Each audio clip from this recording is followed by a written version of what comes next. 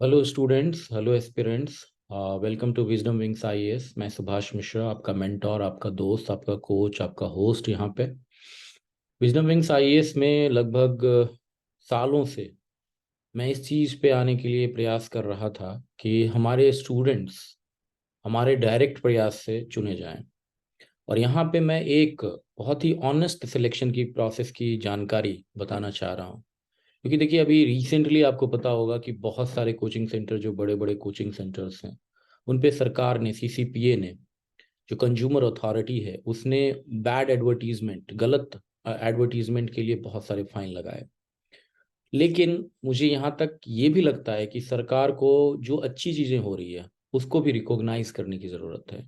और वो bright spot जो कोचिंग सेंटर्स आज के डेट में, वैसे कोचिंग सेंटर्स के जो फाउंडर हैं, जो मालिक हैं, और जो एंटरप्रेन्योर्स हैं, जो छोटे हैं, बहुत छोटे लेवल पे काम कर रहे हैं आज के डेट में, बहुत हज़ारों हज़ार की भीड़ नहीं है उनके पास, लेकिन जो उनकी मेंटोरशिप की जो क्वालिटी है वो बहुत ज़बरदस्त है। तो आज जो मैं रिजल्ट शेयर करने वाला हूँ, ये जो आप देख रहे हैं स्क्रीन पे, वो मेरा चेहरा नहीं है।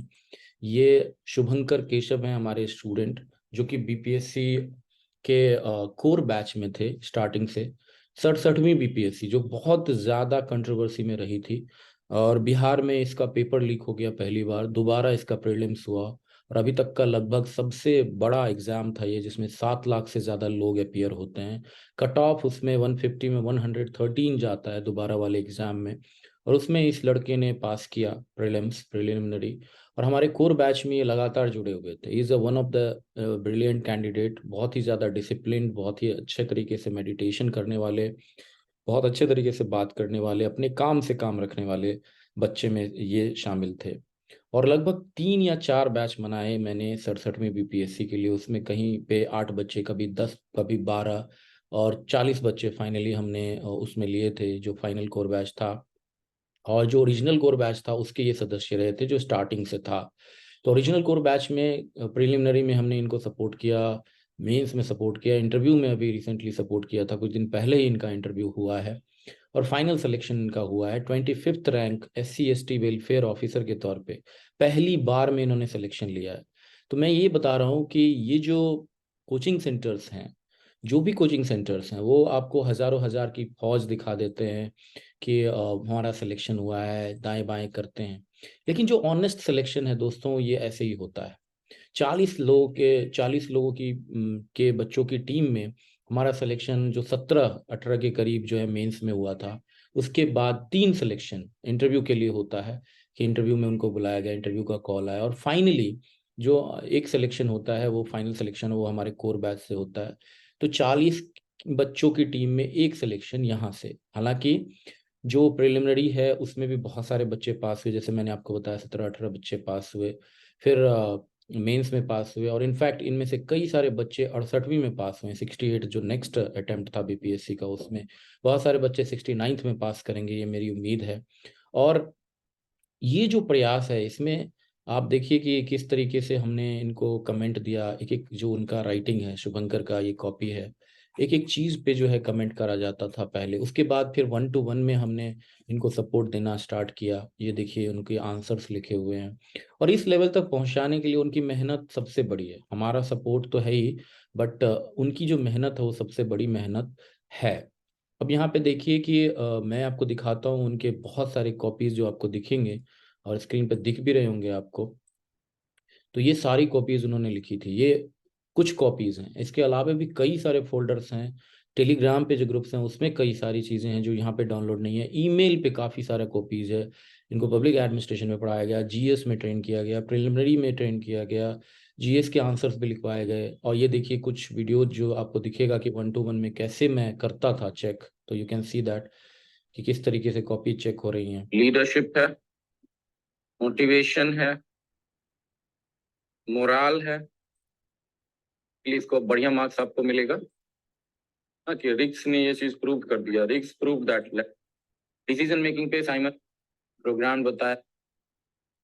तो बहुत सही है ये आपका। तो बस इतना ही मैं बताना चाहता हूँ। और जो जो प्रयास हमारा रहेगा आगे भी, कि हम लगातार बताते रहें आपको लगातार हम गाइड करते रहें और हमारा जो सिलेक्शन रेट है इसी तरीके से लगातार बढ़ता रहे।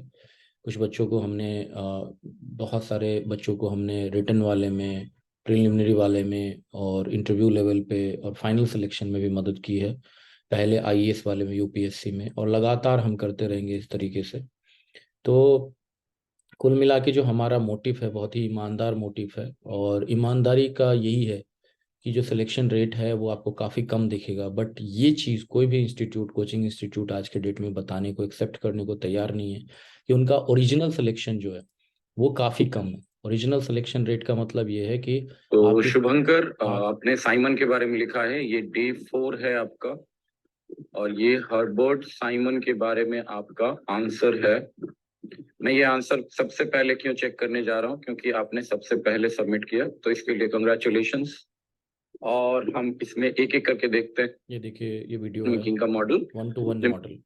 बर्नार्ड का है, तो बॉन्डेड तो इकोनॉमी को पुल है। और यहाँ पे हम क्या यूज कर सकते हैं ये भी आप लिख सकते हैं। तो आज के लिए इतना ही, हम और भी बात करेंगे, लेकिन जिस तरीके से अरुण जेटली ने एक बार बात की थी, प्रीमियम ऑन ऑनेस्टी, ऑनेस्ट बनने के फायदे इंस्टेंटली नहीं हैं, लेकिन हमने जो सीखा है, जो बड़े लोग हैं, जो गुरु लोग हैं इस फील्ड में भी, जो कोचिंग इंडस्ट्री में भी, कि वो लोग कई सालों तक लगातार पढ़ाते रहे, उसके बाद उन्होंने बिजनेस को बड़ा बनाया है। तो आप लोगों के सपोर्ट से आप लोग इस वीडियो को ज़्यादा से ज़्यादा लोगों तक पहुंचाइए कि किस तरीके से ईमानदारी का रिजल्ट काफ़ी कम होता है लेकिन बहुत ही अच्छा होता है, बहुत ही सुकूनदायक होता है। एक एक बच्चा जो निकलता है उसके पीछे बहुत लंबी चौड़ी कहानी होती है, सालों साल की। और जो मेंटोर्स हैं, जो डायरेक्ट मेंटोर्स हैं, मुझे लगता है उनको सपोर्ट करने की ज़रूरत है, स्टूडेंट्स के द्वारा भी। ईमानदारी से पढ़िए, ईमानदारी से मेंटोरशिप लीजिए। बड़े कोचिंग सेंटर्स में पढ़ने का कोई मतलब नहीं है आज के डेट में, लाखों लाख रुपए उनसे ठगे जाते हैं। हमसे भी ठगे गए थे जब हमने प्रिपरेशन किया था, लेकिन अब वो ज़माना चेंज हो चुका है। आपको मेंटोर्स अवेलेबल हैं 1-to-1 भी, और बहुत मेहनत से आपको वो बना सकते हैं, लेकिन चुनिए, सही से चुनिए, चॉइस करिए, केवल दिखावे पे मत जाइए, इंस्टाग्राम की दुनिया में इंस्टेंट ग्रेटिफिकेशन पे प्लीज़ मत जाइए। Thank you very much.